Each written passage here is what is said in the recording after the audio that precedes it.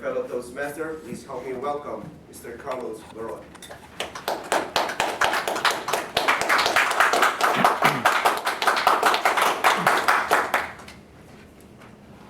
Mr. Toastmaster of the Morning, Division Director, fellow Toastmasters, distinguished Toastmasters, and welcome guests. How many of you like music? Alex, what kind of music do you like to listen to?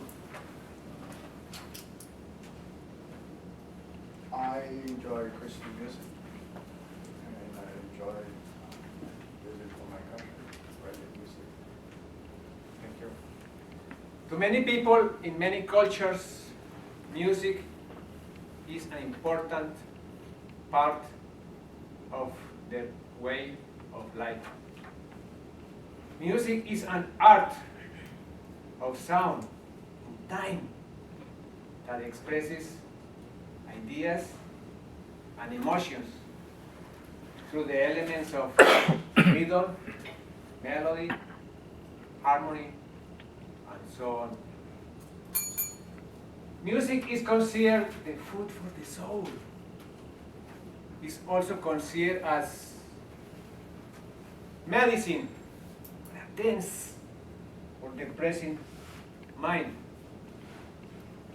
Music can evoke any kind of mood. Some music make you want to dance. Some music make you think. Some music are agitate and full of surprises. Today I'm going to speak about 3 of the 6 periods of time that represent classical music. The term classical refers to the Western classical tradition. Let's start with the medieval period. This period represents almost 1,000 years of the music history of Europe. It was a dark time for the mankind due to ignorance and sickness. Civilization progressed very, very slowly. Science and arts were seen as untrust and often as a heresy. Often working in monasteries, medieval composers viewed this art as a means of glorify God.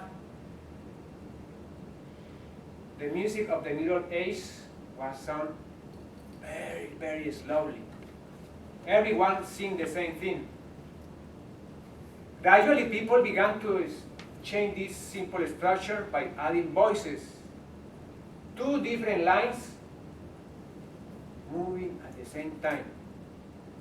This music is called Gregorian chants. I have an example here. Listen and enjoy.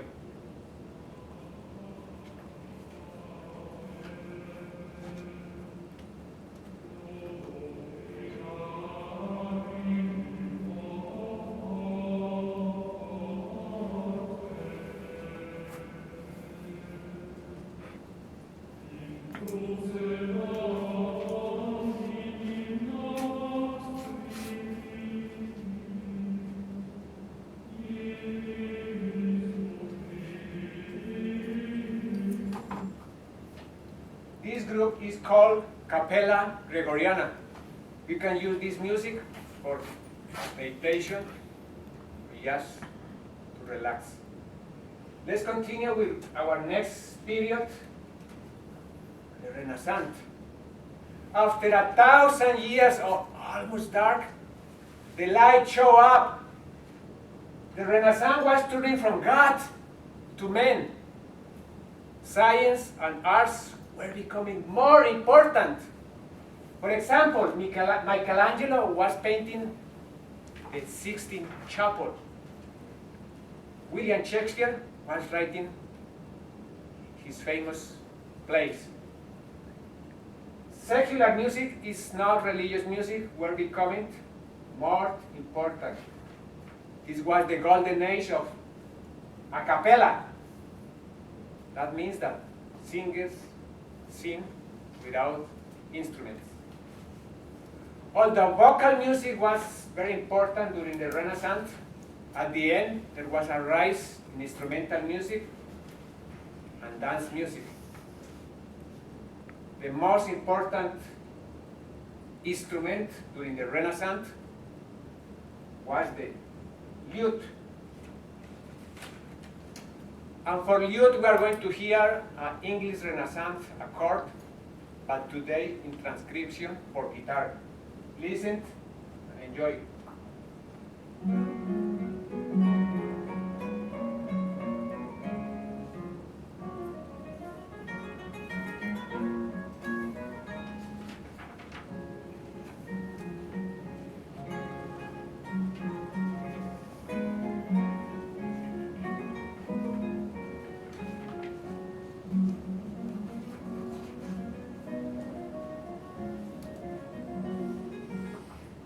This was an example of an English Renaissance song, originally for lute, but today in transcription for guitar.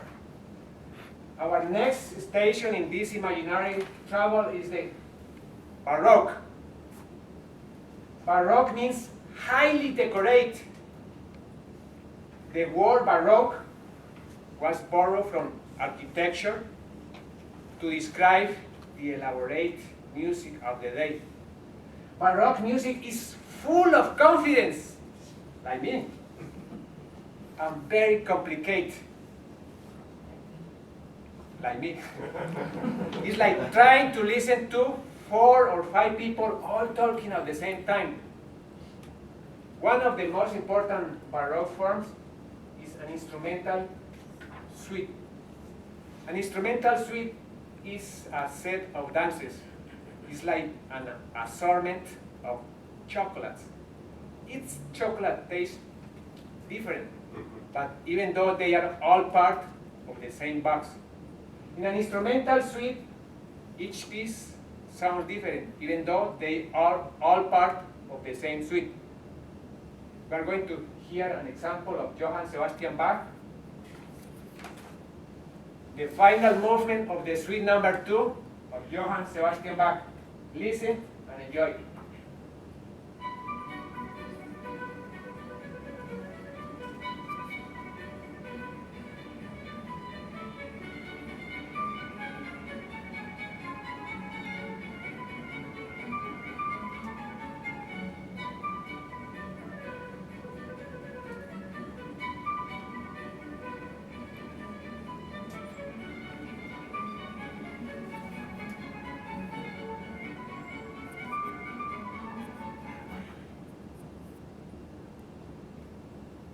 This was the final movement of the suite number 2 of Johann Sebastian Bach. To wrap it up, classical music is described as a complex, lasting, transcendent, and abstract. Keep in mind that the more history music you hear, the more skilled you will become as a listener. Then you can extract more pleasure from sounds. In other words, classical music has a set of pleasure that deepen with understanding. We start with the Middle Age. We visit Gregorian chants. Then we went to the English Renaissance. And we finished our travel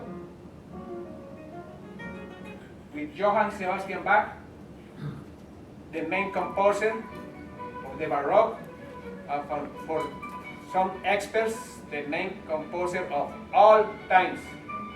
Mr. Toastmaster?